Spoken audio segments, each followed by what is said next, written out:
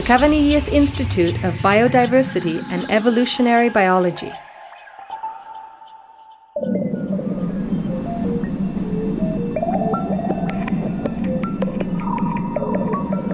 About 3.5 billion years ago, the first cells started to grow and reproduce. Throughout a long evolution process, these cells gave way to a large variety of living things. The Cavanilles Institute of Biodiversity and Evolutionary Biology at the University of Valencia is dedicated to the study of this evolutionary process, as well as to the study of different existing life forms. The center has two headquarters. One is situated in the Paterna Scientific Park and the other in the Botanical Garden installations.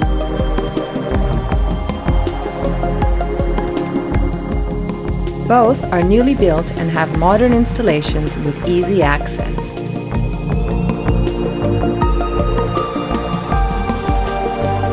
The Institute's projects range from the strictly scientific and academic field to research aimed at a more immediate social application, such as specific actions in museums as well as in the maintenance of collections.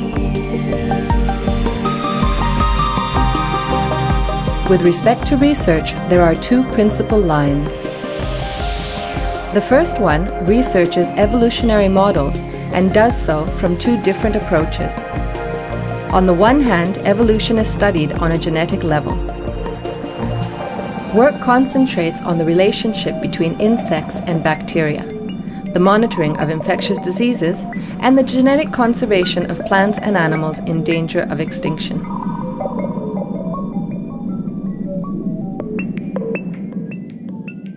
On the other hand, evolution and its interaction with the ecosystem is studied by analyzing the case of microvertebrates that inhabit brackish waters.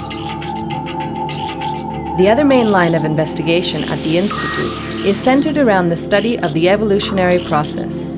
That's to say, all living things on our planet and the ecosystems they inhabit.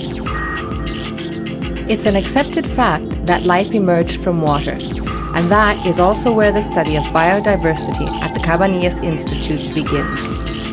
By cultivating and classifying different species of plankton, and by analyzing the quality of freshwater ecosystems and their dynamics, above all in relation to the effects of contamination and climate change.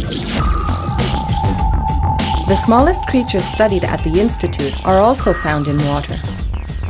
Bacteria that lives in marine environments, especially along the Mediterranean coast and particularly in Valencia.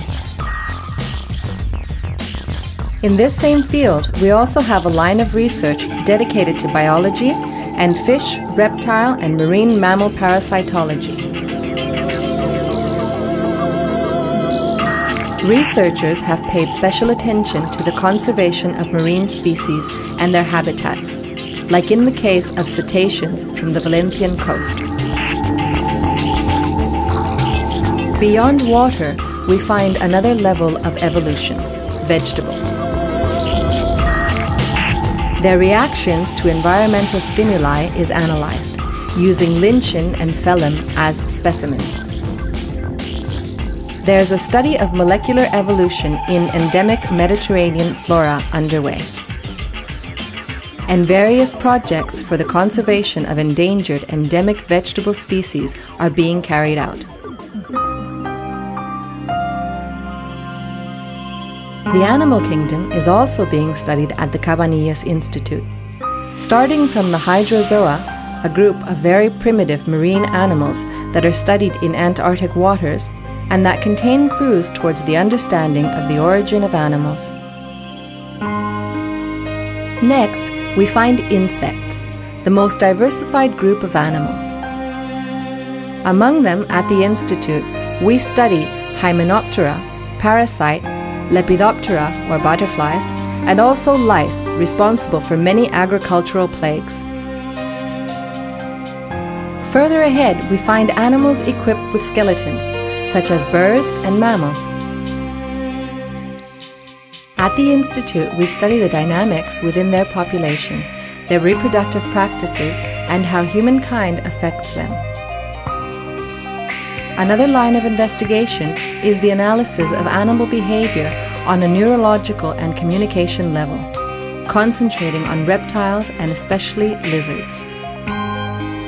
Finally, we come to the human species. At the Institute, we work on neurodegenerative diseases in humans. Above all, we study cerebral mother cells in adults and their possible use for neural transplant therapies. Yet no view of life's evolutionary process would be complete without taking a look at the past. Fossil records, proof of the existence of life millions of years ago, provide plenty of biological information. The Cavanilles Institute tackles its research with a multidisciplinary and integrative approach, which makes it extremely competitive.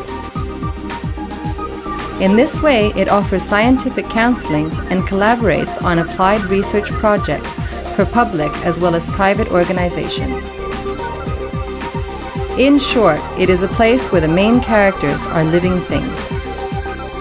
Humankind's actions have made them very vulnerable, but they also guarantee their survival. The best way to give them respect and protection is by coming closer to them and studying them.